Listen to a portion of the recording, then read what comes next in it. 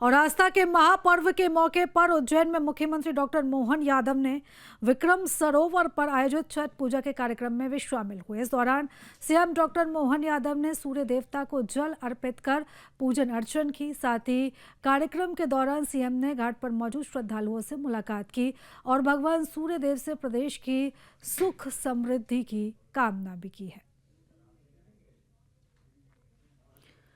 मुख्यमंत्री डॉक्टर मोहन यादव छठ के महापर्व के कार्यक्रम में शामिल हुए।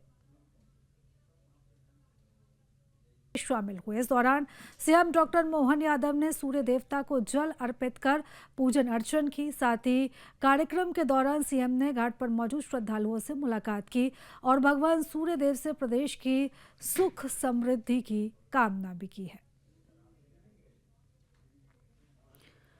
मुख्यमंत्री डॉक्टर मोहन यादव छठ के महापर्व के कार्यक्रम में शामिल हुए।